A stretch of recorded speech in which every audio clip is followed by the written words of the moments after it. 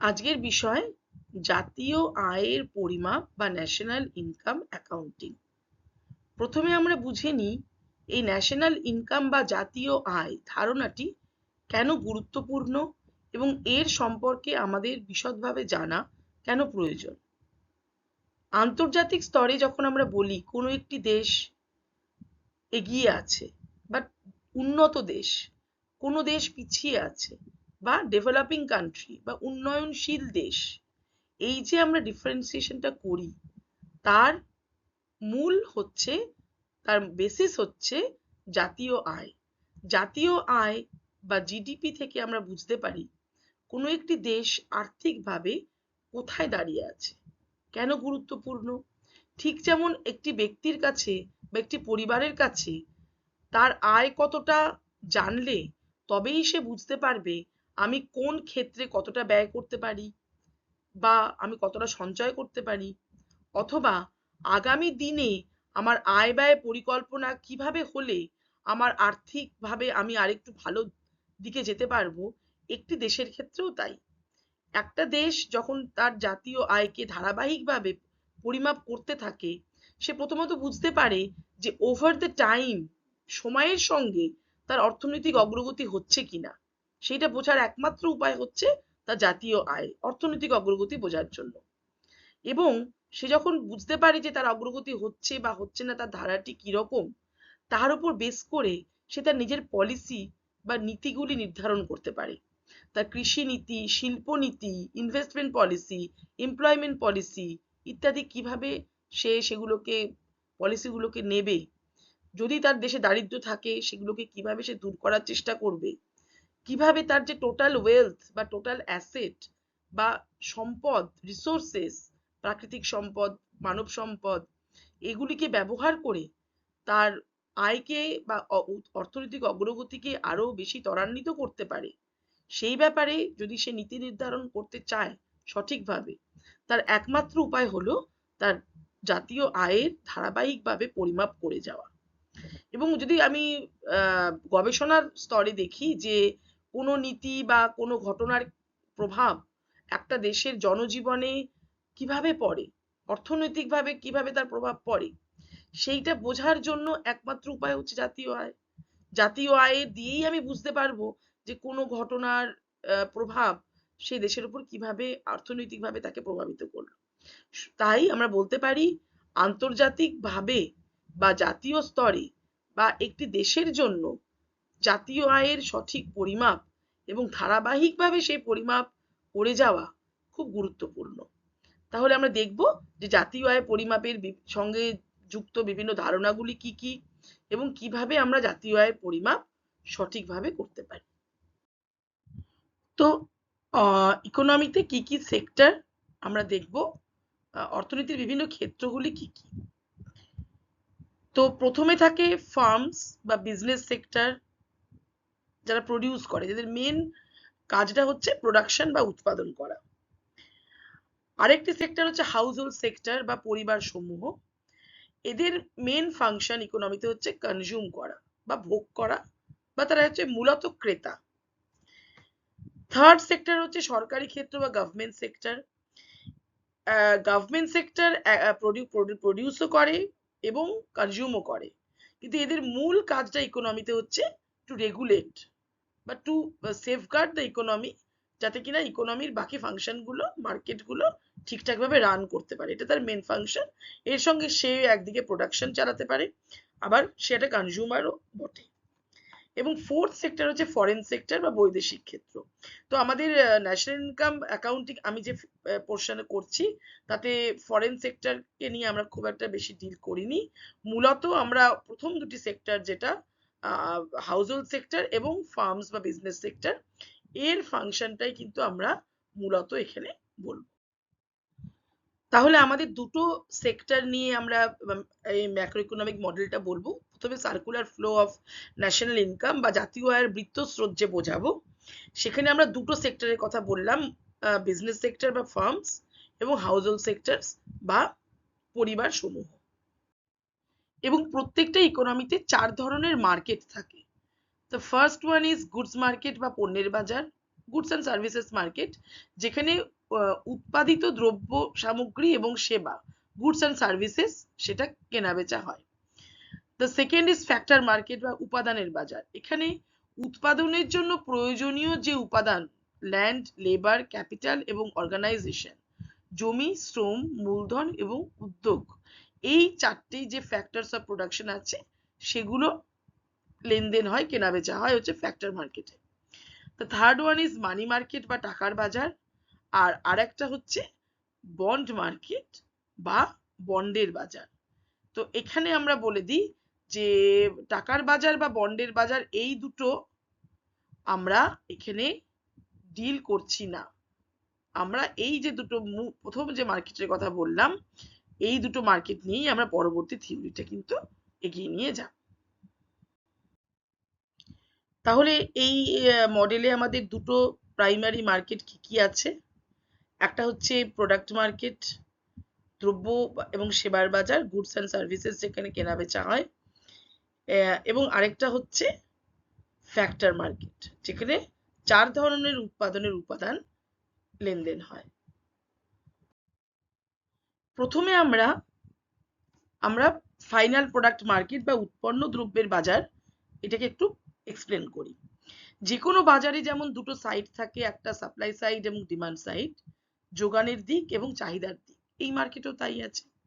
তাহলে যোগানের দিকে কি আছে? আমরা বলেছি যে মূলত উৎপাদক হচ্ছে ফার্মস এবং কনজিউমার হচ্ছে হাউস হোল্ডস। তাহলে যোগানের দিকে বা সাপ্লাই সাইড, যেখানে প্রোডাক্ট মার্কেট, যেখানে উৎপন্ন দ্রব্য সামগ্রী এবং সেবা বিক্রি হয়, সেখানে বিক্রেতা কারা? যারা এটা প্রডিউস করে। তাহলে সাপ্লাই সাইডে কারা? যারা এটা প্রডিউস করে, তারা যোগান দিচ্ছে। তাহলে যোগানদার হচ্ছে ফার্মস, আর এইগুলো চাহিদা সৃষ্টি করছে হাউস হোল্ড, যারা জিনিসগুলো কিনছে প্রোডাক্ট মার্কেট থেকে। তাহলে এই দুটো সাইডে আমি বুঝে নিই। তাহলে ফার্মস গুলো উৎপাদন করছে, উৎপাদন করার পর কনজিউম করছে কারা? হাউস হোল্ডস, এবং এরা এসে ডিল করছে, দ্রব্য এবং সেবার যোগান আসছে ফার্মসদের কাছ থেকে, এবং দ্রব্য এবং সেবার চাহিদা আসছে হাউস হোল্ডসদের কাছ থেকে। কোথায় এই লেনদেনটা হচ্ছে, কোথায় একত্রিত হচ্ছে? না, প্রোডাক্ট মার্কেটে। তাহলে প্রোডাক্ট মার্কেটের দুটো সাইড, ডিমান্ড সাইড এবং সাপ্লাই সাইড কি এবং কারা থাকে এই দুটো সাইডে, সেটা বলা হলো। এরপরে আমরা ফ্যাক্টর মার্কেট বা উপাদানের দ্রব্যের যে বাজার, সেটাকে দেখি। এখানেও দুটো সাইড থাকবে, ডিমান্ড সাইড এবং সাপ্লাই সাইড, কিন্তু এখানে রোলটা রিভার্স হয়ে যাবে। কেন না? ফ্যাক্টরস মানে ল্যান্ড, লেবার, ক্যাপিটাল, অর্গানাইজেশন, এগুলো কিসের জন্য লাগে? উৎপাদনের জন্য। এবং উৎপাদন কারা করছে? ফার্মস, তাই তো? তাহলে ফার্মস যখন উৎপাদন করছে, তাহলে তারাই তো চাইবে, ল্যান্ড চাইবে, লেবার চাইবে, ক্যাপিটাল চাইবে, অর্গানাইজেশন চাইবে। তাহলে তারা আসছে ডিমান্ড সাইডে, ফার্মস গুলো। আর এগুলো সাপ্লাই কারা দেবে? House hold sector. তারা নিজে, এখানে মনে রাখতে হবে যে হাউস হোল্ড সেক্টরের মালিকানায় ল্যান্ড, লেবার, ক্যাপিটাল, অর্গানাইজেশন ইত্যাদি কিন্তু থাকে। তাহলে যদি এগুলোর কিনতে হয় ফার্মস গুলোকে, তাদের হাউস হোল্ড সেক্টর থেকে কিনতে হবে। তাহলে সাপ্লাই সাইডে, ফ্যাক্টরস মার্কেটে সাপ্লাই সাইডে থাকছে হাউস হোল্ডস। তাহলে উৎপাদনের জন্য তাদেরকে ফার্মস গুলোকে কিনতে হচ্ছে, এবং ইনকাম করার জন্য হাউস হোল্ডস গুলোকে বিক্রি করতে হচ্ছে, নিজেদের ল্যান্ড, লেবার মানে শ্রম, জমি ইত্যাদি বিক্রি করতে হচ্ছে হাউস হোল্ড সেক্টরকে। তাদের ইনকাম করতে হবে, তাই জন্য তারা এগুলো যদি বিক্রি না করে, তাহলে তারা ইনকাম করতে পারবে না। ইনকাম করাটা তাদের প্রয়োজন কনজাম্পশনের জন্য। তাহলে ইনকাম করার জন্য তারা সেল করছে, তারা সাপ্লাই সাইডে আছে। আর উৎপাদন করার জন্য ফার্ম সেক্টর জিনিসগুলো কিনছে। দুটো সাইড আমরা দেখে নিলাম। চাহিদার দিকে আছে ফার্মস, যোগানের দিকে আছে হাউস হোল্ডস, এবং তারা এসে ডিল করছে ফ্যাক্টরস মার্কেটে। সেখানে তাদের মধ্যে একটা ইকোনমিক লেনদেন হচ্ছে, জমি, শ্রম ইত্যাদি বিক্রি হচ্ছে, এবং ফার্মস গুলো তার বদলে তাদেরকে পেমেন্ট করছে। বৃত্তস্রোতের ধারণায় আমরা আসছি, সিম্পল সার্কুলার ফ্লো যেটা। তাহলে ফাইনাল গুডস অ্যান্ড সার্ভিসেস মার্কেটে আমরা কি বুঝলাম? এখানে সর্বশেষ যে উৎপন্ন দ্রব্য এবং সেবা তৈরি হয়, সেগুলো ফার্মস গুলো বিক্রি করে পরিবার সমূহকে, হাউস হোল্ডসকে। তাহলে উৎপাদিত দ্রব্য এবং সেবা ফার্মস গুলোর কাছ থেকে হাউস হোল্ড সেক্টরে প্রবাহিত হয়। তাহলে যেমন দ্রব্য এবং সেবা প্রবাহিত হচ্ছে ফার্মস থেকে হাউস হোল্ড সেক্টরে, এটা একটা ইকোনমিক এক্সচেঞ্জ। আমি আগেই বলেছি যখনই কোনো ইকোনমিক এক্সচেঞ্জ বা আর্থিক লেনদেন হবে তখন একদিক থেকে যেমন দ্রব্য এবং সেবা প্রবাহিত হবে, অন্য দিক থেকে তার মানিটারি ভ্যালু বা উৎপাদিত দ্রব্যের যে মূল্য সেটা প্রবাহিত হবে। তাহলে যেমন একদিক থেকে দ্রব্য সামগ্রী যাচ্ছে ফার্মস থেকে হাউস হোল্ডসে, তেমনি সেইগুলো কেনার জন্য যে পেমেন্ট করতে হচ্ছে হাউস হোল্ড সেক্টরকে, সেই মোট উৎপাদিত দ্রব্যের যে মূল্য সেটা টাকার সেই যে অর্থ মূল্যটা সেটা যাচ্ছে হাউস হোল্ডস থেকে ফার্মসদের দিকে। আর বৃত্তস্রোতের যে আরেকটি বাজার উপাদানের বাজার, সেখানে কি হয় না উৎপাদনের যে উপাদান জমি, শ্রম, মূলধন এবং উদ্যোক্তা, land, labour, capital, organisation, household sector গুলো বিক্রি করছে ফার্মসকে। তাহলে এগুলো প্রত্যেকটা জিনিস সাপ্লাই প্রবাহিত হচ্ছে হাউস হোল্ড থেকে ফার্মসে, এবং তার বদলে জমি বদলে খাজনা, ল্যান্ডের বদলে রেন্ট, শ্রমের বদলে মজুরি, লেবারের বদলে আমরা জানি ওয়েজেস পায়, ক্যাপিটালের এগেনস্টে পাচ্ছে ইন্টারেস্ট বা সুদ, মূলধনের এগেনস্টে সুদ পাচ্ছে, এবং যারা উদ্যোক্তা তারা পাচ্ছে প্রফিট। এই চারটে জিনিসকে আমরা বলি ফ্যাক্টর পেমেন্টস। তার মানে ফ্যাক্টরস অফ প্রোডাকশনকে কেনার জন্য হাউস হোল্ড সেক্টরকে এই পেমেন্ট গুলো করতে হয়। তাহলে এক্ষেত্রে ফ্যাক্টর পেমেন্ট হিসেবে অর্থমূল্য যাচ্ছে হাউস হোল্ড সেক্টর থেকে, সরি, ফার্ম সেক্টর থেকে হাউস হোল্ড সেক্টরে। এখানে দেখতে পাচ্ছি আমরা এই মার্কেটে কিন্তু ওখানে যেমন অর্থমূল্যটা হাউস হোল্ড গুলো দিচ্ছিল, ফার্মস গুলো রিসিভ করছিল, এখানে ফ্যাক্টর পেমেন্ট হিসেবে যে টাকাটা দেওয়া হচ্ছে, অর্থটা যাচ্ছে ফার্মসদের দিক থেকে হাউস হোল্ডসদের দিকে। এইবার দুটো সেক্টর এবং দুটো মার্কেটকে আমরা একত্রিত করলে সার্কুলার ফ্লো এর যে কনসেপ্ট সেটা বুঝতে পারবো। কি এতক্ষণে কি পেলাম আমরা? দুটো সেক্টর, দুটো মার্কেট, এই চারটে জিনিসের মধ্যে একটা সার্কুলার ফ্লো হয়। কেন না দুটো বাজারে এই দুটো সেক্টরই কিন্তু ডিল করছে, হাউস হোল্ডস এবং ফার্মস, তারা দ্রব্যের বাজারেও আছে, তারা উপাদানের বাজারেও আছে, কিন্তু তাদের রোলটা রিভার্স হয়ে গেছে। একদিকে তারা ডিমান্ড সাইডে আছে, অন্যদিকে তারা আবার সাপ্লাই সাইডে আছে। তাহলে দ্রব্যের বাজারে যেটা হচ্ছে, উৎপাদিত দ্রব্য সামগ্রী প্রবাহিত হচ্ছে ফার্মস থেকে হাউস হোল্ডসদের দিকে, প্রডিউস গুডস এন্ড সার্ভিসেস, আর টাকা বা অর্থমূল্য যাচ্ছে হাউস হোল্ডস থেকে ফার্মসদের দিকে, যেহেতু তারা দ্রব্য সামগ্রী কিনছে টাকা দিয়ে। উপাদানের বাজারে ঠিক উল্টোটা হচ্ছে, উপাদানগুলি বা ফ্যাক্টরস অফ প্রোডাকশন যাচ্ছে হাউস হোল্ডস থেকে ফার্মসে, এবং তার ফলে তার পেমেন্ট হিসেবে অর্থ যাচ্ছে ফার্মস থেকে হাউস হোল্ডসে। তাহলে ভেবে দেখতে হবে, ভেবে দেখার বিষয়, যেই অর্থটা ইনকাম হিসেবে হাউস হোল্ডসরা রিসিভ করছে, তারা ল্যান্ড, লেবার, ক্যাপিটাল, অর্গানাইজেশন ইত্যাদি সাপ্লাই দেওয়ার জন্য যে পেমেন্টটা পাচ্ছে সেটাই তো তাদের ইনকাম, এবং সেই ইনকামটা দিয়েই কিন্তু তারা দ্রব্য এবং সেবা ক্রয় করছে। তাহলে একদিকে তারা সেলার হিসাবে যে ভ্যালু পাচ্ছে, যে অর্থমূল্য পাচ্ছে সেল করে, ওটাই তারা বায়ার হিসেবে আরেকটা মার্কেটে কিন্তু খরচ করতে পারবে, তার বেশি কিন্তু তারা পারবে না। টোটাল হাউস হোল্ড সেক্টর যে ফ্যাক্টর পেমেন্ট হিসেবে ইনকামটা পাবে তার বেশি তারা খরচ করতে পারবে না। তাহলে অ্যাকচুয়ালি যেটা হচ্ছে, তারা খাজনা, মজুরি, সুদ, মুনাফা হিসেবে যে পেমেন্টটা তারা পাচ্ছে সেইটাই তারা দ্রব্যের বাজারে দ্রব্য এবং সেবা ক্রয় করার জন্য হাউস হোল্ড সেক্টরকে কিন্তু ফিরিয়ে দিচ্ছে। উল্টো দিকে হাউস হোল্ড সেক্টর গুলোকে যদি ভাবি, তারা জিনিস বিক্রি করে যেই টাকাটা পাচ্ছে সেইটা দিয়েই তারা কিন্তু পরবর্তীকালে ফ্যাক্টর পেমেন্ট করতে পারছে। তাহলে অ্যাকচুয়ালি যে অর্থ একবার এই মার্কেট মানে দ্রব্যের বাজারে অর্থটা চলে যাচ্ছে হাউস হোল্ড থেকে ফার্মসে, আবার ওই অর্থ মূল্যটাই উপাদানের বাজারে ফার্মস থেকে চলে আসছে হাউস হোল্ডসে। এইভাবে গোটা ইকোনমিতে যে মানি সাপ্লাই থাকে সেটা সার্কুলার ফ্লোতে এই মানে দুটো মার্কেট এবং দুটো সেক্টর এদের অ্যাক্টিভিটির মারফত গোটা ইকোনমিতে সার্কুলার ওয়েতে ফ্লো করতে থাকে। এই ফ্লোটাকে আমরা বলি circular flow of national income. কেন এটাকে ন্যাশনাল ইনকাম বলা হচ্ছে, circular flow of national income বলা হচ্ছে, সেইটা আমরা পরবর্তী স্লাইড গুলোতে বুঝতে পারবো। ফ্লোটা বুঝলাম যে হ্যাঁ মানিটা ফ্লো করছে, একটা মার্কেটে এই সেক্টর থেকে ওই সেক্টরে যাচ্ছে, অন্য মার্কেটে আবার উল্টোটা হচ্ছে। ফ্লোটা বুঝেছি এবং একই অর্থমূল্য ফ্লো করতে হবে সেটাও বুঝলাম, কিন্তু কেন এইটাকেই আমরা ন্যাশনাল ইনকাম বলে মানে চিহ্নিত করছি সেইটা আমরা পরের স্লাইড গুলোতে বুঝতে পারবো। এই ধারণাগুলো জানা হয়ে গেলে এবার আমরা জাতীয় আয় কনসেপ্ট, যেটা ন্যাশনাল ইনকামের কনসেপ্টে আসছি। এখানে আমরা এবার জিএনপি বা স্থূল জাতীয় উৎপাদন কাকে বলে সেই কনসেপ্টে আসছি।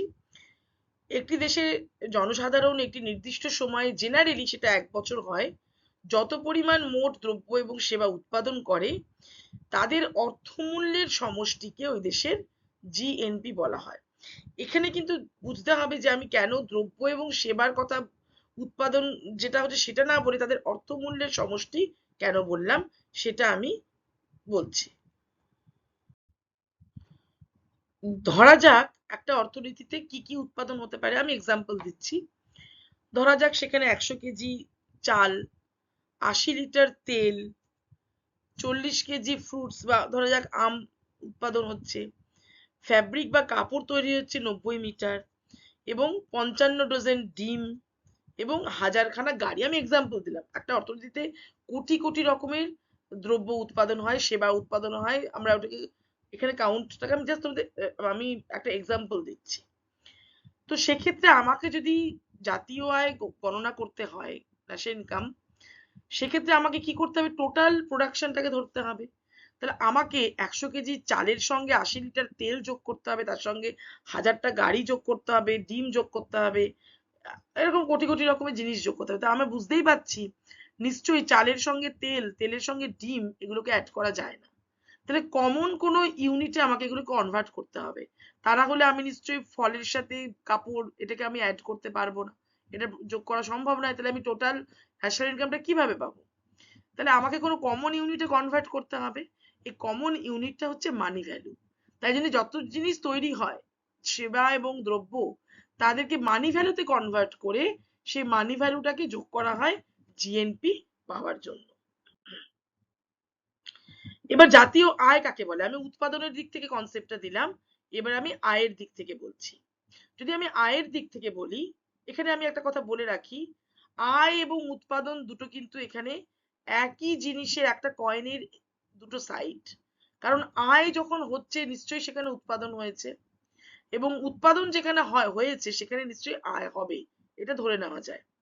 তাহলে আমি যখন জাতীয় আয়ের কনসেপ্ট বলবো, সেখানে বলবো কোনো একটি দেশে উপার্জনকারী এককগুলি উৎপাদন করার মাধ্যমে 1 বছরের মধ্যে যত পরিমাণ আয় করে তাদের যোগফলকে সেই দেশের জাতীয় আয় বলা হয়।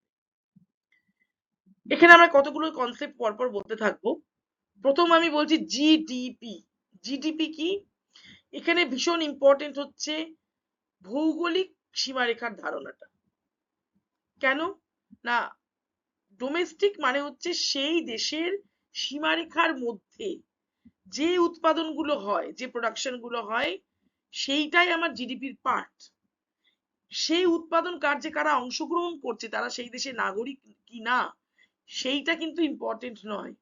ইম্পর্টেন্ট হচ্ছে জিডিপি যখন আমি যখন ক্যালকুলেট করব, সেখানে ইম্পর্টেন্ট হচ্ছে যে ওই দেশের ভৌগোলিক সীমারেখা বা টেরিটরির মধ্যে যারা বসবাস করছে তারা উৎপাদন যেটা করছে সেই দ্রব্য সামগ্রীগুলোকে আমি এখানে ধরবো। তাহলে দুটোর মধ্যে পার্থক্য কি? জিডিপি এবং জিএনপির পার্থক্য হচ্ছে, যখন আমি জিএনপি বলবো সেখানে ন্যাশনাল কথাটা ইম্পর্টেন্ট। তার মানে এখানে উৎপাদন কার্যে অংশগ্রহণ করছে যারা, তারা দেশের নাগরিক হতে হবে, তারা দেশে বসবাস করলেও কি না করলেও সেটা এখানে ফ্যাক্টর না। আর যখন আমি জিডিপি বলছি সেখানে ডোমেস্টিক কথাটা ইম্পর্টেন্ট, সেখানে নাগরিক কি না সেটা ইম্পর্টেন্ট না। ইম্পর্টেন্ট হচ্ছে যে উৎপাদনটা কি দেশের ভেতরে হচ্ছে না দেশের বাইরে হচ্ছে। দুটো ডিফারেন্স হচ্ছে এইটা। আমি এটাকে একটু ভালো করে এক্সপ্লেন করছি। ধরা যাক আমি ইন্ডিয়ার জিএনপি মেজার করতে বসেছি। তাহলে ইন্ডিয়ার জিএনপি মানে আমি কি বললাম, এন মানে এখানে ন্যাশনাল। তাহলে এখানে ইম্পর্টেন্স হচ্ছে ইন্ডিয়ার যারা সিটিজেন, ভারতের নাগরিক যারা, তারা যে উৎপাদন কার্যে অংশগ্রহণ করছে এবং ইনকাম করছে, আমি সেইটাকেই এখানে কনসিডার করব। তার মানে আমি তো দেশের মধ্যে যারা আছে নাগরিক, দেশের নাগরিক এবং দেশে বসবাসকারী, তাদের ইনকাম তো কাউন্ট করবই। তার সঙ্গে সারা পৃথিবীতে যে ভারতের নাগরিকরা ছড়িয়ে আছে এবং ইনকাম করছে, সেটাও কিন্তু কাউন্ট করব জিএনপির মধ্যে। বোঝা গেল? তার মানে জিএনপি যখন আমি ইন্ডিয়ার মাপবো, তখন দেশের নাগরিক এবং দেশের বাইরে বসবাসকারী সমস্ত ইন্ডিয়ান সিটিজেন যারা আছে, তাদের ইনকামটা আমি কনসিডার করব। তারা দেশের মধ্যে করছে না দেশের বাইরে করছে, সেটা কিন্তু এখানে ফ্যাক্টর না। তাহলে ইন্ডিয়ার জিএনপি যখন আমি মেজার করছি, তখন দেশের মধ্যে ইন্ডিয়ান সিটিজেনদের ইনকামটাকেই শুধু ধরছি। কিন্তু ইন্ডিয়ার মধ্যে অনেক Chinese, Russian, British, American, Pakistani, Bangladeshi অনেক লোকজন থাকতে পারে। তারা আমাদের দেশে ইনকাম করতে পারেন, প্রোডাকশন করতে পারেন, কিন্তু তাদের ইনকাম বা প্রোডাকশন কিন্তু ইন্ডিয়ার জিএনপি তে কাউন্ট করা হবে না। ঠিক আছে? তাহলে ইন্ডিয়ার মধ্যে যারা আছেন কিন্তু ইন্ডিয়ার সিটিজেন নন, তাদের ইনকামটা জিএনপি থেকে বাদ যাবে, তাদের প্রোডাকশনটা জিএনপি থেকে বাদ যাবে। কিন্তু ইন্ডিয়ান সিটিজেন কিন্তু দেশের বাইরে আছে, তারা ইন্ডিয়ান ন্যাশনালস, তাদেরটা কিন্তু আমরা জিএনপি তে কাউন্ট করব। এবার জিডিপি যদি আমি পরিমাপ করি, সেখানে আমি কি বললাম, ডোমেস্টিক, এই কথাটা ইম্পর্টেন্ট। তার মানে ইন্ডিয়ার যে বর্ডার টেরিটরি, তার মধ্যে বসবাসকারী হলেই তার প্রোডাকশনটাকে আমি জিডিপির মধ্যে ধরবো। সে কোন জায়গার সিটিজেন, দ্যাট ইজ এখানে ইমমেটেরিয়াল। তাহলে ইন্ডিয়ান সিটিজেন ইনকামটা তো ধরবই, তার সঙ্গে যে চাইনিজ, আমেরিকান, ব্রিটিশ, রাশিয়ান আছেন এবং ইন্ডিয়াতে ইনকাম করছেন, তাদের প্রত্যেকের ইনকাম বা প্রোডাকশনকে আমি জিডিপির মধ্যে কিন্তু কাউন্ট করব। জিডিপি মানে দেশের পরিধির মধ্যে বসবাসকারী সমস্ত দেশের নাগরিককে ধরা হবে। ইম্পর্টেন্ট, তারা আমার দেশের টেরিটরির মধ্যে প্রোডাকশনটা করছে। জিডিপি কাউন্ট আমি এইভাবে করি। তাহলে জিডিপি যখন আমি কাউন্ট করব, তখন দেশের বাইরে ছড়িয়ে ছিটিয়ে থাকা যে ইন্ডিয়ান ন্যাশনালসরা আছে, তাদেরটা কিন্তু আমি কাউন্ট করব না, কারণ তারা দেশের সীমার মধ্যে বসে প্রোডাকশন করছেন না। আশা করি জিডিপি আর জিএনপির যে ডিফারেন্স, সেটা ক্লিয়ার করা গেল। নিট ন্যাশনাল প্রোডাক্টের বা নিট জাতীয় উৎপাদনের কনসেপ্টটা হচ্ছে, এক বছরে যে টোটাল প্রোডাকশন হয়, তার থেকে ডেপ্রিসিয়েশন কস্ট, যেটা আমরা অবচিতি, মূলধনের যে অবচিতি ক্ষয়ক্ষতি বাবদ যে ব্যয়, সেটাকে বাদ দেয়া হয়, তাহলে আমরা নিট ন্যাশনাল প্রোডাক্ট পাই। জাতীয় আয় পরিমাপ করার তিনটি পদ্ধতি আছে, তিনটি মেথডে আমরা ন্যাশনাল ইনকাম মেজার করতে পারি। আমরা দেখব, যদিও তিনটি, আমি কি বললাম যে একই কয়েনের দুটো সাইড হচ্ছে ইনকাম এবং প্রোডাকশন।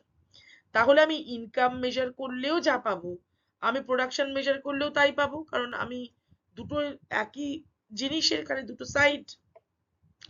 তিনটি পদ্ধতিতে আমরা ন্যাশনাল ইনকাম মেজার করতে পারি, কিন্তু তিনটি পদ্ধতিতে আমাকে কিন্তু একই সেম ভ্যালুয়েশন দেবে। তাহলে আমি একদিক প্রোডাকশন মাপবো, ইনকাম মাপবো এবং এক্সপেন্ডিচার মাপবো, তিনটে আমাকে সেম দেবে। কেন না, আমি যখন কি আগের যে সার্কুলার ফ্লোতে আমি কি দেখলাম, যে প্রোডাকশন করার জন্য যে মানি ভ্যালু ফার্মসরা পায়, সেইটাই ফ্যাক্টর পেমেন্টস হিসেবে, ইনকাম হিসেবে যাচ্ছে হাউস হোল্ড সেক্টরে, এবং হাউস হোল্ড সেক্টর সেটাকেই আবার এক্সপেন্ডিচার বা ব্যয় করছে। তাহলে প্রোডাকশন সেক্টর থেকে ইনকাম হয়ে যে টাকাটা আসছে, ইনকামটাই আবার এক্সপেন্ডিচার হয়ে খরচ হচ্ছে, এবং সেই এক্সপেন্ডিচারটাই আবার প্রোডাকশন সেক্টর বা ফার্মস গুলোর কাছে ফেরত যাচ্ছে, তাদের তারা যে সেল করছে জিনিসপত্র তার দাম হিসাবে। তাহলে অ্যাকচুয়ালি তিনটে ভাবে আমি একই অর্থমূল্যকে এখানে দেখছি। প্রথমে উৎপাদন সুমারি বা প্রোডাকশন সেন্সাস মেথডের কথা বলি। এখানে আমরা উৎপাদিত দ্রব্য এবং সেবার বাজারে যে পরিমাণ উৎপাদিত দ্রব্য এবং সেবা আসে তার, আমি আগেই বলেছি, তার অর্থমূল্যের সমষ্টিকে আমরা এখানে ধরি। এই যে প্রোডাকশন সেন্সাস মেথড, সেখানে একটা প্রবলেম হয়, একটা সমস্যা দেখা যায়। আমি এক্সপ্লেন করছি সেই প্রবলেমটা। তাকে বলা হয় প্রবলেম অফ ডাবল কাউন্টিং বা দ্বি গণনার সমস্যা। এই সমস্যাটা কেন দেখা যায়? কারণ যেহেতু আমি ম্যাক্রো ইকোনমি নিয়ে ডিল করছি, এখানে বুঝতে হবে যখন উৎপাদন হয় কোনো কিছু, তার প্রত্যেকটা র মেটেরিয়াল বা কাঁচামাল যাকে আমরা বলি বা ফ্যাক্টরস কিন্তু ওই ইকোনমির মধ্যে থেকেই আসে। তাহলে যদি আমি একটা মোবাইল ফোন বানাই, তাহলে মোবাইল ফোনের যে পার্টস গুলো জেনারেলি আমাকে কোথাও না কোথাও থেকে কিনতে হবে। আমি যদি ফরেন সেক্টরকে বাদ দিই, আমি যদি ক্লোজড ইকোনমি ধরি, তাহলে আমি ধরে নিতে হবে যা প্রোডাকশন হচ্ছে তার সমস্ত ফ্যাক্টরস, তার সমস্ত raw materials within the economy আমাকে সংগ্রহ করতে হবে। তাহলে আমার কাছে যে জিনিসটা প্রডিউসড গুড, সেটা আরেকজনের কাছে ফ্যাক্টর বা র মেটেরিয়াল। এক্সাম্পল হিসেবে বলতে পারি, ধরা যাক আমার একটা কটন ফ্যাক্টরি আছে, সুতোর কারখানা আছে, আমি সেখানে সুতো তৈরি করি, কটন তুলো থেকে সুতো তৈরি করি। তাহলে আমি একজন ফ্যাক্টরি ওনার হিসেবে আমার প্রডিউসড গুড হচ্ছে সুতো, তাই তো? কিন্তু সেইটা বাই করছে কারা? যারা কাপড় বানাচ্ছে, ফ্যাব্রিক বানাচ্ছে, তাদের কাছে সুতোটা হচ্ছে র মেটেরিয়ালস। তাহলে একই জিনিস কোনো একটা সেক্টরে র মেটেরিয়ালস, সেই জিনিসটাই অন্য একটা সেক্টরে গিয়ে অন্য একটা সেক্টর থেকে ফাইনাল প্রোডাক্ট হিসেবে আসছে। এই যে ঘটনাটা ঘটছে, এর জন্য আমরা যে সমস্যাটা ফেস করি তাকে বলা হয় প্রবলেম অফ ডাবল কাউন্টিং। যখন আমি প্রোডাকশন সেন্সাস মেথডে ন্যাশনাল ইনকাম মেজার করব, এই প্রবলেমটা দেখা যায়। আমি এটাকে এক্সপ্লেন করছি। এক্সপ্লেন করলে প্রবলেম অফ ডাবল কাউন্টিং বা দ্বিগণনার সমস্যাটাকে আমি এক্সপ্লেন করছি। ধরা যাক একটা অর্থনীতিতে হুইট প্রোডাকশন হয়, গম তৈরি হয় 10 কেজি, ওখানে আবার ফ্লার বা ময়দা তৈরি হয় 6 কেজি এবং ব্রেড তৈরি হয় 2 কেজি। তাহলে আমার কাছে 3 ধরনের প্রোডাক্ট আছে এবং তিনটেই তার নিজের সেক্টরে ফাইনাল প্রোডাক্ট। তাহলে আমি যদি ন্যাশনাল ইনকাম কাউন্ট করি, জাতীয় মোট উৎপাদন কাউন্ট করি, তাহলে আমি অর্থনীতিতে ফাইনাল প্রোডাক্ট গুলোকে কাউন্ট করছি যখন, তাহলে আমি হুইটকে নেব, আমি ফ্লাওয়ারকে নেব, আমি ব্রেডকে নেব, তিনটেই আমার কাছে ফাইনাল প্রোডাক্ট হিসেবে যদি আমি ধরি। তাই 10 কেজি হুইটের দাম 20 টাকা, 6 কেজি ময়দার দাম 30 টাকা এবং 2 কেজি ব্রেডের দাম 40 টাকা। তাহলে আমার কাছে মোট উৎপাদনের ভ্যালু হচ্ছে কত না, এই তিনটের যোগফল 20, 30, 40 যোগ করে আমি পেলাম 90 টাকা। কিন্তু মুশকিল হচ্ছে, যেই হুইট তার নিজের উৎপাদনের জায়গায় ফাইনাল প্রোডাক্ট বা সর্বশেষ উৎপন্ন দ্রব্য, সে কিন্তু আবার ময়দার উৎপাদনের জায়গায় হয়ে দাঁড়াচ্ছে র মেটেরিয়াল। এবং ময়দা যেটা কিনা নিজের সেক্টরে সে ফাইনাল প্রোডাক্ট, বেকারিতে যখন সে যাচ্ছে সে হয়ে যাচ্ছে র মেটেরিয়াল। এবং এই যে 6 কেজি ময়দার দাম 30 টাকা, তার মধ্যে কিন্তু গমের দামটা ধরেই তার ভ্যালুয়েশন করা হয়েছে। যখন আমি ময়দার দাম ভ্যালুয়েশন কত দাম হবে স্থির করব, আমাকে তো র মেটেরিয়ালের দামটা ধরেই তার দামটা স্থির হয়। তো তার ভ্যালুয়েশনের মধ্যে অলরেডি হুইটের ভ্যালুয়েশন ইনক্লুড করা, এবং যখন আমি ব্রেডের দাম ধরবো ময়দার দাম ইনক্লুড করা। তাহলে অ্যাকচুয়ালি যখন আমি 90 টাকা বলছি, 90 টাকার মধ্যে গমের দাম 3 বার কাউন্ট করা আছে এবং ময়দার দাম অলরেডি 2 বার কাউন্ট করা রয়েছে। তাহলে অ্যাকচুয়ালি এটা একটা ওভার এস্টিমেশন, তাই তো? কারণ হুইট থেকে ফ্লাওয়ার হচ্ছে, ফ্লাওয়ার থেকে ব্রেড হচ্ছে, যদি আমি তিনটেকে আলাদা আলাদাভাবে কাউন্ট করি, আমি আমার টোটাল যে প্রোডাকশনের ভ্যালু তার ওভার এস্টিমেশন হচ্ছে। সেম এক্সাম্পলটা আমি একটা চকলেট ফ্যাক্টরি এক্সাম্পল দিয়ে বলতে পারি। এখানে চকলেট ফ্যাক্টরিতে আমি মিল্ক, কোকো এবং সুগার তিনটেই নিচ্ছি। এরপর যখন আমি চকলেটের দামটা বলছি 100 টাকা, সেখানে অলরেডি আমি মিল্ক, কোকো এবং সুগারের দামটা কাউন্ট করেই চকলেটের দামটা বলছি। তাহলে আমি যখন ন্যাশনাল ইনকাম বা ন্যাশনাল প্রোডাকশন মেজার করব, তখন আমি যদি মিল্কও নিই, কোকো নিই, চিনি নিই, আবার চকলেটকে আলাদা করে, চারটেকে আলাদা আলাদা করে আমি যদি কাউন্ট করি, তাহলে কিন্তু দেখা যাচ্ছে এই মিল্ক, কোকো এবং সুগারের দুবার করে কাউন্ট হচ্ছে। এখানে একটা জিনিস আমি বুঝিয়ে দিই। তাহলে আমি যদি দেখি যে টোটাল ভ্যালুয়েশন চকলেটের হচ্ছে 100 টাকা, কিন্তু অ্যাকচুয়ালি চকলেট ফ্যাক্টরিতে শুধুমাত্র ভ্যালুটা যোগ হয়েছে 50 টাকার। কারণ অলরেডি যে দুধ, কোকো এবং সুগারের ভ্যালুয়েশন 50 টাকা ছিল, সেটা তো অলরেডি আমি ফাইনাল প্রোডাক্টে ধরেই নিয়েছি। তাহলে তার ভ্যালু 50 টাকা ইনক্লুড করে যখন চকলেট ফ্যাক্টরিতে দাম হচ্ছে 100 টাকা, তাহলে ওইটার মাইনাসের যে ভ্যালুয়েশন মানে 50 টাকাটাই হচ্ছে শুধুমাত্র চকলেট ফ্যাক্টরিতে ভ্যালুয়েশন ক্রিয়েট করা হয়েছে। তাহলে এই সমস্যা সমাধানের পদ্ধতি কি? প্রবলেম অফ ডাবল কাউন্টিং কে আমি কিভাবে সলভ করব? এর সলিউশন দু ধরনের আছে। একটাকে আমরা বলি ভ্যালু অ্যাডেড মেথড বা মূল্য সংযোজন পদ্ধতি, আর একটাকে আমরা বলি ফাইনাল প্রোডাক্ট মেথড অথবা সর্বশেষ উৎপন্ন দ্রব্য পদ্ধতি। এই দুটো পদ্ধতি আমি সংক্ষেপে আলোচনা করছি। মূল্য সংযোজন পদ্ধতিতে আমরা কি করি? আমরা যখন টোটাল প্রোডাকশন মেজার করি কোনো দেশের, তখন উৎপাদিত দ্রব্যের পুরো মূল্যটা এখানে কাউন্ট করব না, বরঞ্চ সে ওই পর্যায়ে যেটুকু ভ্যালুয়েশন শুধু অ্যাড করেছে, অতিরিক্ত পরিমাণ মূল্যটা সে অ্যাড করেছে, সেই ভ্যালুটুকুই শুধু আমি কাউন্ট করব। তারপরে আমার আগের এক্সাম্পলে, চকলেট ফ্যাক্টরি এক্সাম্পলে, আমি যখন চকলেট ফ্যাক্টরিতে চকলেটটাকে কাউন্ট করব, তখন 100 টাকা তার যদি দাম হয়, আমি 100 টাকাটা কাউন্ট করব না, আমি সেই সেক্টরে যেটুকু ভ্যালু অ্যাড হয়েছে মানে 50 টাকাটা এখানে কাউন্ট করব। তাহলে ভ্যালু অ্যাডেড কাকে বলে? না, প্রত্যেকটা ক্ষেত্র থেকে যে উৎপাদিত দ্রব্য যখন আমরা তৈরি করি, তখন তার কাঁচামাল হিসেবে ব্যবহৃত হয়েছে এমন যেসব জিনিস যেগুলো অ্যাকচুয়ালি উৎপাদিত হয়েছে অন্য কোনো ক্ষেত্রে, সেখানে র মেটেরিয়াল হিসেবে ইউজ হচ্ছে, তার মূল্যগুলোকে যখন আমি বাদ দেব, তাহলে ওই সেক্টরে শুধুমাত্র যে উৎপাদন হচ্ছে যে ভ্যালুটুকু, শুধু সেইটুকু নেব, তাহলে সেটাকে বলা হয় ভ্যালু অ্যাডেড। এবং সর্বশেষ উৎপন্ন পদ্ধতিতে আমরা কি করি? এখানে আমরা র মেটেরিয়াল হিসেবে যে দ্রব্যগুলো ব্যবহৃত হয় সেগুলোকে নেবই না, শুধুমাত্র ফাইনাল প্রোডাক্ট গুলোকেই এখানে নেব। তাহলে আমি যখন কোনো দ্রব্যকে আমি ক্যালকুলেট করব যে ন্যাশনাল ইনকামে বা ন্যাশনাল প্রোডাকশনে, তখন দেখে নেব সেই দ্রব্যটার নেচার কি, সে কি ফাইনাল প্রোডাক্ট, না সে অন্তর্বর্তী দ্রব্য অথবা ইন্টারমিডিয়েট গুড, যেটা কিনা অন্য আরেকটা কোনো প্রোডাকশন সেক্টরে গিয়ে তার র মেটেরিয়াল হিসেবে ইউজ হয়।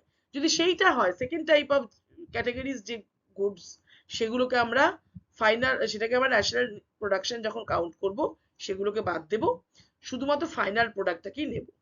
তাহলে এই দ্বিগণনার সমস্যা বা ডাবল কাউন্টিং থেকে বেরিয়ে আসার আমার এই দুটো পদ্ধতি আছে। তাহলে প্রবলেম অফ ডাবল কাউন্টিং এর সলিউশন আমার কি? আমি এই চকলেটের এক্সাম্পল, আমি এই গম এবং ময়দার এক্সাম্পল যেটা আমি বলেছিলাম, সেইটাকে আমি দিয়ে আমি এটাকে আমি এক্সপ্লেন করতে পারি। কি বলা হয়েছিল? হুইট প্রোডাকশনের জায়গা, যেখানে ফার্মার হুইট প্রডিউস করছে, সেখানে তার গমের দাম হচ্ছে 20 টাকা, কিন্তু এখানে সে গমটাই তার ফাইনাল প্রোডাক্ট, যেহেতু সেটা প্রাইমারি প্রোডাক্ট, সেখানে ভ্যালু অ্যাডেড হচ্ছে টোটালটাই 20 টাকাটাই তার ভ্যালু অ্যাডেড, কারণ গমটা সে প্রাইমারি প্রোডাকশন করছে। যখন ময়দার ওখানে যাচ্ছে, ময়দা দাম হচ্ছে 30 টাকা, তাহলে ময়দার এক্সট্রা ভ্যালু অ্যাড হলো কত? গমের দামটা বাদ যাবে, এখানে আমি ধরে নিচ্ছি পুরো গমটাই ময়দায় পরিবর্তিত হচ্ছে, ময়দা সেক্টরে যাচ্ছে ধরে নিচ্ছি আমি আলোচনার সুবিধার জন্য। তাহলে ময়দার ভ্যালু অ্যাডেড টুকু কত? 10 টাকা। যখন সেটা ব্রেড সেক্টরে যাচ্ছে, ব্রেড ইন্ডাস্ট্রিতে, বেকারিতে, তখন সেখান থেকে আমি বাদ দেব কত? 30 টাকা, কারণ আমি 30 টাকার ময়দা কিনেছি, সেটাকে আমি ফাইনাল প্রোডাক্টে ধরতে পারবো না, ভ্যালু অ্যাডেড নয়। তাহলে আমার ভ্যালু অ্যাডেড কত? 10 টাকা, এবং কাস্টমার ব্রেডটা কিনছে 40 টাকায়। তাহলে আমি যে দুটো মেথডের কথা বললাম, একটা ভ্যালু অ্যাডেড মেথড এবং একটা ফাইনাল প্রোডাক্ট মেথড, আমি দেখব যে দুটো মেথডেই কি আমি সেম রেজাল্ট পাবো। তাহলে টোটাল ভ্যালু অ্যাডেড কত হচ্ছে? হুইট সেক্টরের 20 টাকা, দেখতে পাচ্ছি আমি এই যে হুইট সেক্টরের 20 টাকা, ফ্লাওয়ার প্রোডাকশনের জন্য 10 টাকা, আর বেকারির জন্য 10 টাকা। তিনটে স্টেজ অফ প্রোডাকশনে তিনটে রকমের ভ্যালু আমি পাচ্ছি। তাহলে শুধু ভ্যালু অ্যাডেড মেথডে আমি পাচ্ছি 40 টাকা। ঠিক আছে, 40 টাকা হচ্ছে ভ্যালু অ্যাডেড মেথডে আমার জিএনপি। দেখতে পাচ্ছি আমি যদি আমি ফাইনাল প্রোডাক্ট মেথড নিই তাহলে তো আমি এইটা বাদ দেবো, এইটা বাদ দেবো, এইটা বাদ দেবো, শুধুমাত্র ব্রেডটা নেব, কারণ বাকি তিনটে জিনিসই ইন্টারমিডিয়েট গুড হিসেবে ইউজ হচ্ছে, একমাত্র ব্রেডটাই আমার ফাইনাল প্রোডাক্ট। তাহলে শুধু আমি ব্রেডের ভ্যালুটা নেব, সেক্ষেত্রে তার ভ্যালু কত? 40 টাকা। তাহলে দেখতে পাচ্ছি আমি ভ্যালু অ্যাডেড মেথডেও আমি 40 টাকা পাচ্ছি, আবার ফাইনাল প্রোডাক্ট মেথডেও আমি 40 টাকা পাচ্ছি। পরবর্তী মেথড হচ্ছে আয়শুমারি পদ্ধতি বা ইনকাম সেন্সাস মেথড। এখানে আমরা আগেই বলেছি যে জাতীয় আয়ের পরিমাপের জন্য উৎপাদনের যে উপাদান তারা যে ফ্যাক্টর পেমেন্ট পায়, মানে আয় হিসেবে তারা যা পায়, তাদের যোগফল হচ্ছে ইনকাম সেন্সাস মেথডে জাতীয় আয়।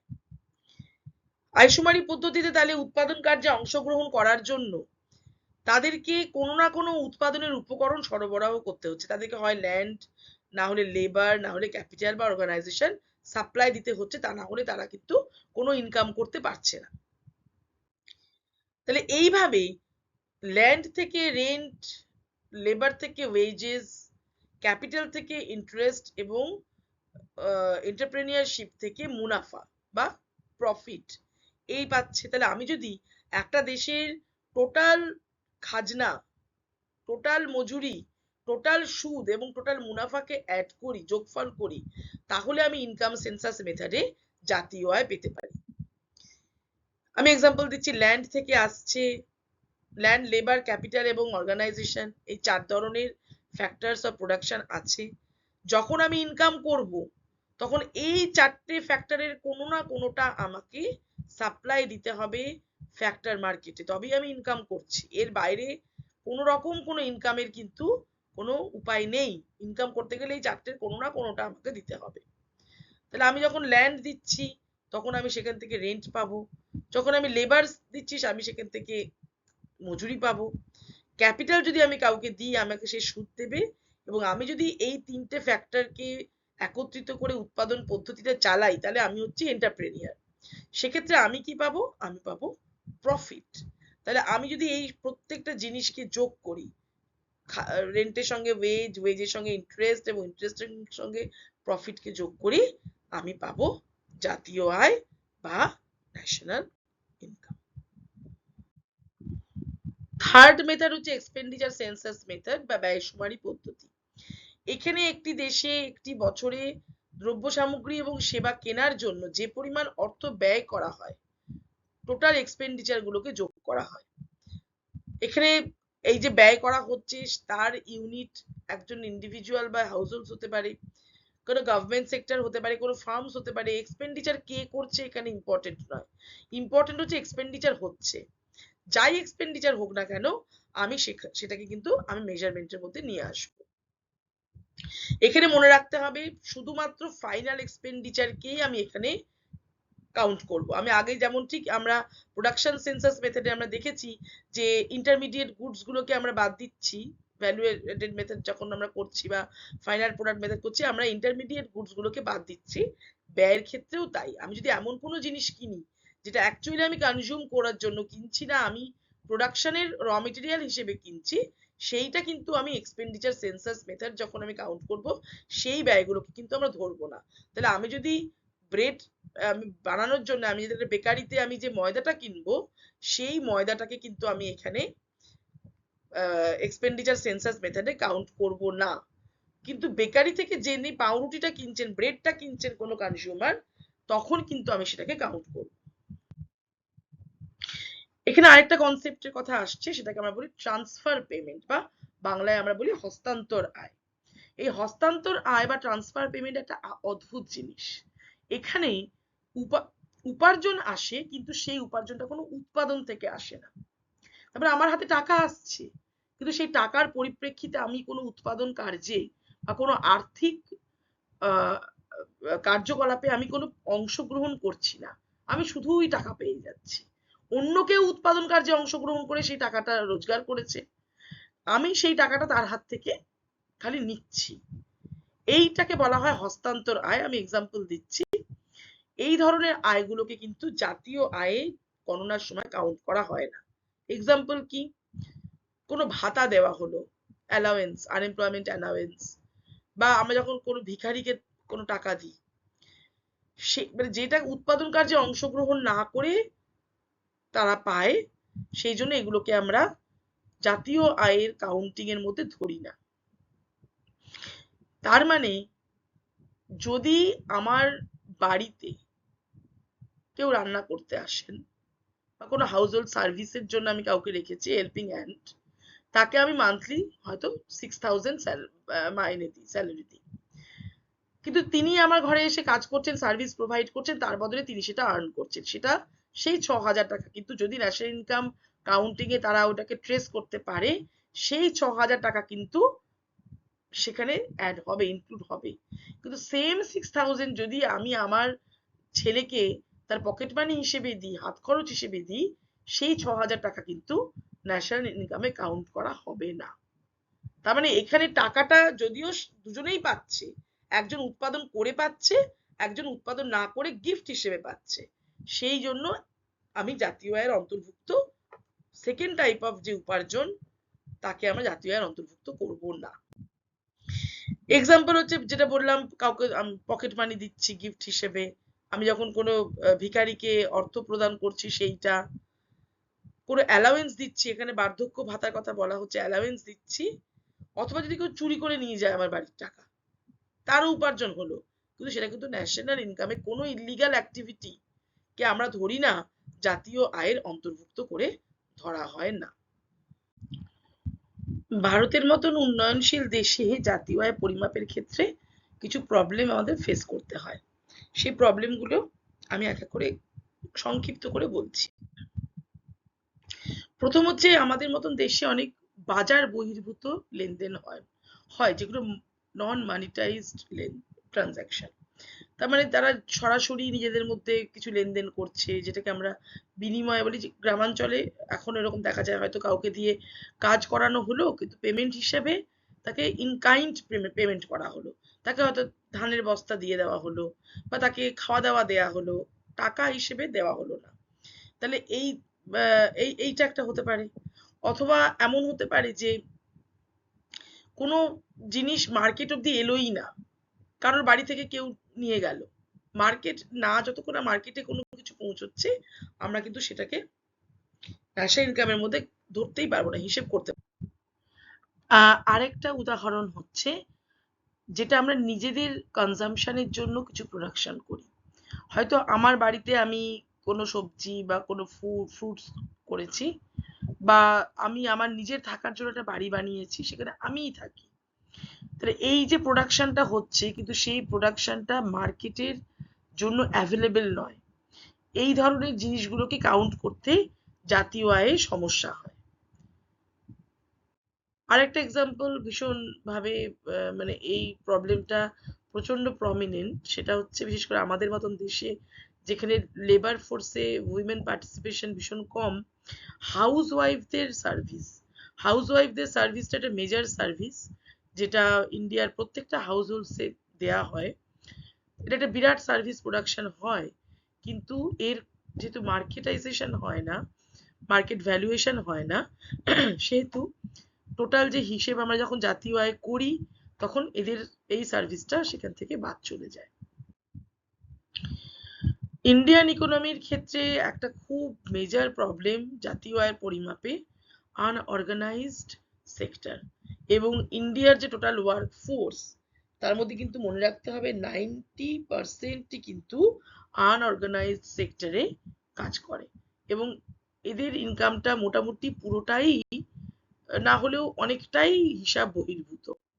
কেউ নিজের বাড়িতে ছোট কোনো বিজনেস করছে, সেক্ষেত্রে সে পর্যাপ্ত পরিমাণে তথ্য রাখতে পারে না, তার ইনফরমেশন, সে কি ইনকাম করছে, তার কতটা আয় হচ্ছে, কতটা এক্সপেন্ডিচার হচ্ছে, এই সম্পর্কে সে প্রপারলি কোনো ডকুমেন্ট মেনটেন করে না। প্রচুর ছোটখাটো প্রডিউসার এরকম যারা ইনফর্মাল সেক্টরে আছে, তাদের এই সমস্যাটা হয়। এই ধরনের সমস্যা দেখা যায় যারা একদমই খুব ছোটখাটো বিজনেস করছে, তারাও কিন্তু প্রপারলি তাদের ডকুমেন্ট মেনটেন করে না। ফলে যখন আমরা ইনকাম মেজার করতে যাব, ক্যালকুলেট করতে যাব, এখান থেকে আমরা পর্যাপ্ত তথ্য পাই না। এবং একটা বিরাট সেক্টর আছে ইললিগাল অ্যাক্টিভিটিস। ইললিগাল অ্যাক্টিভিটিসে লোকজন উপার্জন করছে, যাদের হাতে টাকা আসছে, তারা অ্যাকচুয়ালি কিন্তু সেই হিসেবে কোনো প্রোডাকশন করছে না। এবং তাদের হাতে যে কত টাকা আসছে ইললিগালি, বা এমন হতে পারে প্রোডাকশন হচ্ছে কিন্তু ইললিগাল ওয়েতে সেই প্রোডাকশনটা সেল করা হচ্ছে, সেক্ষেত্রেও কিন্তু আমরা ডেটা পাই না, এবং ডেটা না পেলে আমরা কোনোভাবেই জাতীয় আয়কে ক্যালকুলেট করতে পারবো না। এরপরে যে টপিক, সেটা আমি এতক্ষণ ধরে জাতীয় আয় পরিমাপ কিভাবে করা হয় তার বিভিন্ন দিক বললাম, কিন্তু অ্যাকচুয়ালি এটার ইম্পর্টেন্স কতটা?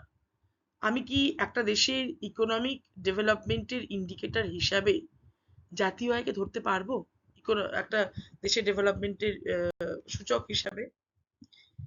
জেনারেলি কিন্তু ধরা হয় ন্যাশনাল ইনকামের কে ডেভেলপমেন্টের ইন্ডিকেটর হিসেবে সবসময়তেই এইটাকে সব থেকে বেশি প্রাধান্য দেওয়া হয়। এইটা সর্বজন গৃহীত মাপকাঠি হিসাবে স্বীকৃত। এবং যখন আমরা এস্টিমেট করি আগামী দিনে ইকোনমি গুলো কি হতে চলেছে, তখন কিন্তু আমরা এই জিডিপিটাকে ধরেই এস্টিমেট করি, প্রজেক্ট করি। এখানে একটা জিনিস বলে রাখি যে জাতীয় আয় পরিমাপ, জাতীয় আয়কে ডেভেলপমেন্টের ইন্ডিকেটর হিসেবে ধরে নেওয়ার সব থেকে বড় অসুবিধা হচ্ছে ইনফ্লেশন বা মুদ্রাস্ফীতি। ধরা যাক 1960 সালে ভারতের যা জাতীয় আয় ছিল, ন্যাশনাল ইনকাম ছিল, সেটা 1960 সালের দাম স্তরে আমি বলেছি কি এক বছরে যখন আমি ন্যাশনাল ইনকাম পরিমাপ করি ওই বছরের ভ্যালুয়েশন নেওয়া হয়। তাহলে 60 সালের সাথে আমি যদি কম্পেয়ার করি 2024 সালে এসে আমার জাতীয় আয় কত, যদি আমি সেটাকে কম্পেয়ার করি, অবশ্যই 2024 সালের ন্যাশনাল ইনকাম অনেক বেশি শো করবে। তার কারণ প্রোডাকশন বেড়েছে, এটা তো বটেই, কিন্তু তার সঙ্গে অনেকটা ইনফ্লেশন হয়েছে, মুদ্রাস্ফীতি হয়েছে। তাহলে আমি যদি মানিটারি ভ্যালু নমিনাল ন্যাশনাল ইনকামকে কনসিডার করি এখানে, তাহলে অবশ্যই 1960 সালের থেকে 2024 সালে আমাকে বেশি দেখাবে। তাহলে আমার মনে হবে হ্যাঁ, যদি 10 গুণ 12 গুণ 20 গুণ বেশি দেখায় জিডিপি, তাহলে আমি কি ধরে নেব? তাহলে 20 গুণ হিসেবে আমার ইন্ডিকেট করছে আমার ডেভেলপমেন্ট হয়েছে। কিন্তু অ্যাকচুয়ালি ওটা 20 গুণ কি না সেটা বোঝার উপায় কিন্তু নমিনাল ন্যাশনাল ইনকাম থেকে নেই। কারণ 1960 সালে যে দাম স্তর ছিল সেইটা দিয়ে সেই বছরের উৎপাদনগুলোকে আমরা মানি ভ্যালু বের করেছি। 2024 সালের যা উৎপাদন সেটা 2024 সালের দাম স্তর দিয়ে মানি ভ্যালু বের করেছি। তাহলে আমাকে যদি শুধুমাত্র উৎপাদনটাকে দিয়েই কনসিডার করতে হয়, ডেভেলপমেন্ট তো মানি ভ্যালু হিসেবে হবে না। ডেভেলপমেন্টে দেখা যাবে আমার উৎপাদন কতটা বেড়েছে, সেক্ষেত্রে কিন্তু নমিনাল ন্যাশনাল ইনকামকে আমার ধরলে কিন্তু হবে না। এখানে যে নতুন কনসেপ্টটা আনা হয় তাকে বলা হয় রিয়েল ন্যাশনাল ইনকাম।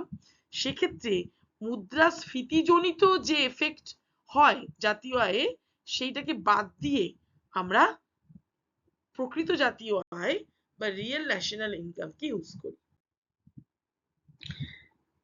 আচ্ছা, পরের কনসেপ্ট কি আসছে?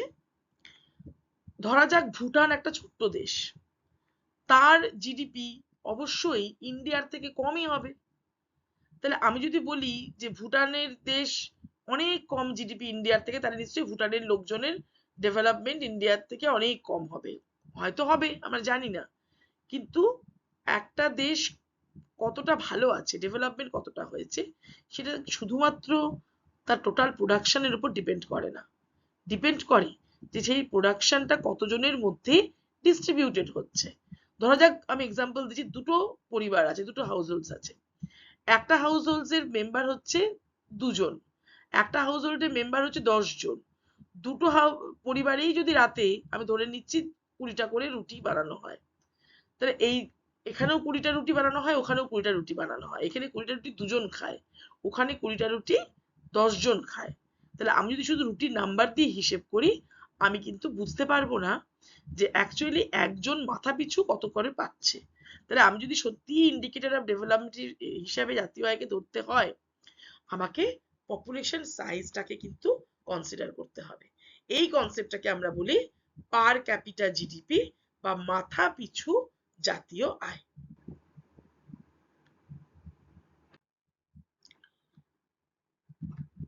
তাহলে শুধুমাত্র মাথা পিছু মানে আমি নাম্বারটা বলে দিলাম, তাহলেই কি হয়ে গেল? আবার ভাবি, আমি কি বললাম যে একটা বাড়িতে 10 জন আছে, সেখানে 20টা রুটি তৈরি হচ্ছে। তাহলে আমি কি শিওর করে বলতে পারবো যে ওই 10 জন প্রত্যেকে 2টো করে রুটি খাচ্ছে? হ্যাঁ, মাথা পিছু 2টো করে রুটি হয় হিসেব অনুযায়ী, কিন্তু আমি কি এনশিওর করতে পারবো যে ওখানে 2টো রুটি করেই ওরা পাচ্ছে? এমনও তো হতে পারে যে রুটি 20টা হচ্ছে, কিন্তু একজনই 10টা রুটি খেয়ে নিচ্ছে, বাকিরা একটা একটা করে পাচ্ছে। তাহলে আমি যদি ডেভেলপমেন্টের ইন্ডিকেটর হিসেবে ধরি, প্রথমত আমাকে কনসিডার করতে হবে ইনফ্লেশনের এফেক্ট, দ্বিতীয়ত আমাকে কনসিডার করতে হবে পপুলেশনের হিসেব, থার্ড আমাকে কনসিডার করতে হবে ডিস্ট্রিবিউশন অফ ইনকামটা কিভাবে হচ্ছে। আয় তো হলো, মাথা পিছু আয়ও বেরিয়ে গেল, কিন্তু মাথা পিছু হিসেবে আমি যেটা পাচ্ছি অ্যাকচুয়ালি কি সেটাই তারা পাচ্ছে? সুষমভাবে যদি বন্টন না হয়, তাহলে জাতীয় আয় যতই আসুক সেটা কিন্তু এফেক্টিভলি সবার মধ্যে ডেভেলপমেন্ট আনতে পারে না। কিছু লোকের হাতে প্রচুর টাকা থাকবে, কিছু লোক তার ছিটে ফোটা পাবে। তাহলে আমি যদি জিডিপিটাকেই কনসিডার করি, অথবা যদি আমি পার ক্যাপিটা জিডিপি কেও কনসিডার করি, তাহলেও আমি বুঝতে পারবো না ওই দেশের সাধারণ মানুষের মধ্যে ডেভেলপমেন্ট কতটা হয়েছে, যতক্ষণ না আমি সেই দেশের ইনকাম ডিস্ট্রিবিউশনের নেচারটা কি সেইটাকে কনসিডার করতে পারবো। তাহলে আমরা আরেকটা এক্সাম্পল এখানে, আরেকটা এক্সাম্পল, একটা দিক আমি এখানে বলছি। শুধুমাত্র আয় দিয়েই কি জাতীয় আয় দিয়েই কি ডেভেলপমেন্ট বোঝা যায়? যদি এমন একটা ফ্যামিলি থাকে যার ইনকাম অনেক, কিন্তু তাদের ফ্যামিলি মেম্বারদের মধ্যে সবসময় একটা হস্টাইল সিচুয়েশন, তারা নিজেদের মধ্যে সদ্ভাব নেই, তারা ভালো করে শান্তিভাবে থাকতে পারে না, তারা এডুকেশনের দিকে, হেলথের দিকে খরচ করে না, তারা খরচ করে এমন এমন জায়গায় যেগুলো অ্যাকচুয়ালি তাদের কোনো জীবনযাত্রার মানের উন্নয়ন করছে না, সেক্ষেত্রে ইনকাম থাকলেই যে ডেভেলপমেন্ট হবে সেটা কিন্তু এনশিওর করা যায় না। তাহলে একটা দেশের মানুষ কতটা ভালো আছে সেটা শুধুমাত্র বস্তুগত বিষয়ের উপর ডিপেন্ড করে না, সেই দেশের লোকজনের শিক্ষা, স্বাস্থ্য, পরিবেশ কতটা দূষিত কিনা, এনভায়রনমেন্টে অ্যাওয়ারনেস তাদের আছে কিনা, তারা কতটা পিসফুল পিসফুল স্টেবল, তাদের পলিটিক্যাল স্টেবিলিটি কতটা রয়েছে, তারা কতটা সিকিওর, সবসময় যদি যুদ্ধ বিগ্রহ লেগে থাকে, তাদের মধ্যে যদি একটা সবসময় একটা রায়ট লেগে থাকে, সেগুলো যদি হয়, যতই ইনকাম জিডিপি বেশি হোক, সেগুলোকে আমি ডেভেলপমেন্টের ইন্ডিকেটর হিসেবে শুধু জিডিপি কে আমি কনসিডার করতে পারবো না, তার সঙ্গে আরো এইসব জিনিসকে কিন্তু আমাকে কনসিডার করতে হবে। তাহলে স্ট্যান্ডার্ড অফ লিভিং শুধুমাত্র আয়ের উপর নির্ভর করছে না, সেটা নির্ভর করছে যে ওই আয় দিয়ে আমি কোথায় খরচ করছি। আমি যদি ভালো জিনিস, ভালো খাবার দাবার কিনে খরচ করছি কিনা, আমি বাচ্চাদেরকে ঠিক মতন শিক্ষা দিচ্ছি কিনা, আমি কতটা এন্টারটেনমেন্ট কিভাবে করছি, সিনেমা দেখা বা ট্রাভেলিং করা ইত্যাদি করতে পারছি কিনা, আমি হেলথ কেয়ার পাচ্ছি কিনা, আমার লাইফ এক্সপেক্টেন্সি, আমার একটা শিশু জন্মানোর পর তার স্বাস্থ্য কিরম থাকছে, এবং ওই দেশের ইনফ্রাস্ট্রাকচার কি, তারপরে আমি বাড়ি থেকে বেরোনোর পর কমিউনিকেশন কেমন পাচ্ছি, আমি ট্রান্সপোর্ট কি ইউজ করছি, অ্যাকচুয়ালি টাকাটা আমার জিডিপি যেটা আসছে সেটা কি সত্যি আমার দেশের জনগণের ভালো থাকার জন্য ইউজ করা হচ্ছে? যদি হয়ে থাকে তাহলে আমি বলতে পারি যে জিডিপি বাড়লে স্ট্যান্ডার্ড অফ লিভিং বাড়ছে, ডেভেলপমেন্ট হচ্ছে। যদি না হয় সেটা আমি কিন্তু সেটা শিওর করে বলতে পারবো না। তাহলে বোঝা গেল শুধুমাত্র জিডিপি, শুধুমাত্র পার ক্যাপিটা জিডিপি, শুধুমাত্র রিয়েল জিডিপি দিয়েই আমি বুঝতে পারবো না ডেভেলপমেন্ট হচ্ছে কিনা। আলটিমেটলি তাদের স্ট্যান্ডার্ড অফ লিভিংটাই আমাকে ডিটারমিন করবে তার ডেভেলপমেন্ট। সেটা যদি হয়, অল্টারনেটিভ একটা ক্যালকুলেশন আমায় করতে হবে। তা এখন সব থেকে বেশি যেটা প্রচলিত এখন, যেটা আমরা বলি, তাকে বলা হয় হিউম্যান ডেভেলপমেন্ট ইন্ডেক্স বা HDI বলে একটা ইন্ডিকেটর আছে। সেই ইন্ডিকেটরে আমরা হেলথ, এডুকেশন এবং ইনকাম কি নিই? পার ক্যাপিটা জিএনপি নিই, অ্যাভারেজ এডুকেশন লেভেল নিই কোনো দেশের, এবং হেলথের ইন্ডিকেটর হিসেবে লাইফ এক্সপেক্টেন্সি আমরা এখানে কনসিডার করি। এই তিনটে ইন্ডিকেটরকে নিয়ে একটা অ্যাভারেজ ইন্ডিকেটর বানানো হয়, তাকে আমরা বলি হিউম্যান ডেভেলপমেন্ট ইন্ডেক্স। এখন ইন্টারন্যাশনাল লেভেলে যখন বিভিন্ন দেশের মধ্যে আমরা কম্পেয়ার করি কতটা ডেভেলপমেন্ট হয়েছে, বা একই দেশের বিভিন্ন টাইমের মধ্যে কম্পেয়ার করি, তখন আমরা শুধুমাত্র জিডিপি কে নিই না, আমরা এই ইন্ডিকেটরটাকে ইউজ করি। Thank you. আশা করি আমার এই ডিসকাশনটা জাতীয় আয়কে বোঝার ক্ষেত্রে সকলের কাজে লাগবে। Thank you.